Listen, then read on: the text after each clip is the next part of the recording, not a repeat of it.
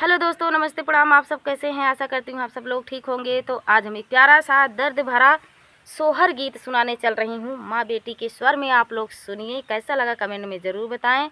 ये सोहर गीत एक पति और पत्नी की नोक झोंक है, एक पत्नी की दर्द भरी कहानी है, वियोग गीत है। तो आप लोग फुल वॉच करके सुनिएगा, बड़ा ही दर्द भरा गीत है। तो चलिए सुनाते हैं प्यारा सा दर्द भरा पति पत्नी की नोक झोंक सोहर गीत। तो चलिए।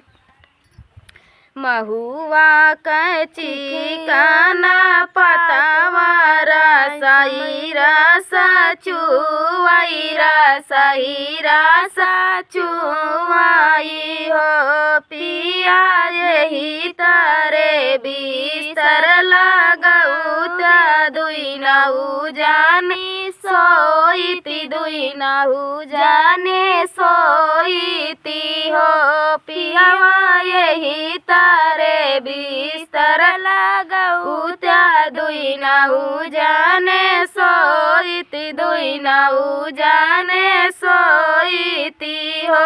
इतनी वचन सुनई पियावा त धना से यारज करई धना से यारज करई हो।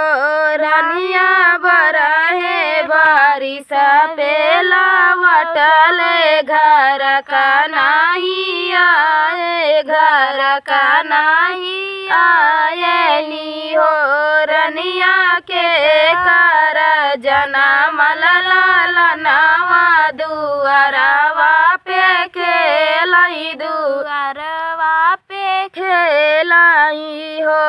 इतनी वचन सुनई रनिया त मनावा दुखित भये मनावा दुखित भय सुसुकी सुसुकी रोमई सुसुकी सुसुकी रोमई हो।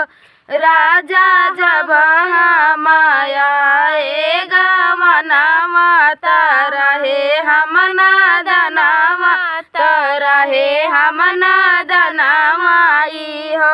राजा चिट्ठिया पे चिट्ठी लिखी भेजे जवाब नहीं दिया जवाब नहीं दिहाई हो।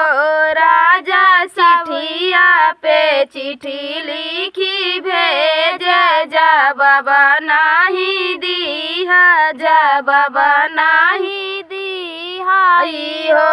राजा सबही कहाई नीराबासिनी तुहिनी तनवा मारा तुहिनी तनवा माराई हो। राजा छोटा का देवरा कैला लनावा आंगनवा हमरे खेलाई आंगनवा माँ खेलाई हो।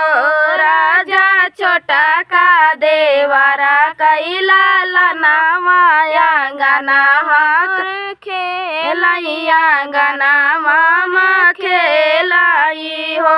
भले भले किया हे राजा भले किया हमई तनवा मारा तो हमई तनवा माराई हो। पियवा नहुआ से रोचना भेजा वही बीरना का बोलावाऊ हो।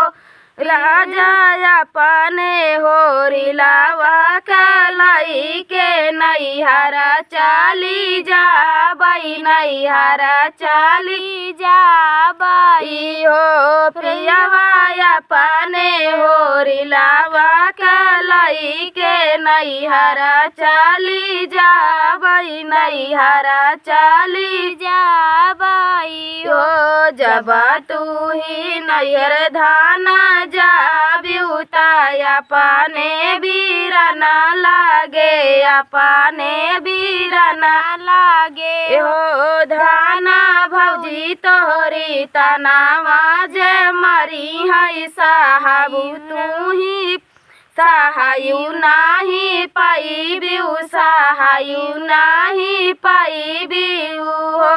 धाना भौजी तोहरे तनावा जे मारी है सहायु नाही पाइबू सहायु नाही पाइबू हो धाना लौटी के तू ही चाली आयु नैहर जानी जायु हो धाना लौटी के तू ही चाली आयु नैहर जीनी जायु नैहर जीनी जायु जाता ही है राजा जाता ही है राजा जा भैया मरने बापया घरे अपने बापया घरे हो राजा जब मोरी भौजी तनवा मरी है जहरा खाई मरा बाई जहर खाई मरा बाई हो पियावा भौजी मोरी नैहर से निकली है ससुर नाही आई बाई ससुर नाही आई बाई हो पियावा भौजी मोरी नैहर से निकली है ससुर नाही आई बाई जहर खाई मरा बाई हो। तो ये प्यारा सा पति पत्नी की नोक झोंक दर्द भरा सोहर गीत आप सबको कैसा लगा दोस्तों, कमेंट में ज़रूर बताएं। मिलते हैं अगले वीडियो में, तब तक के लिए जय श्री राम।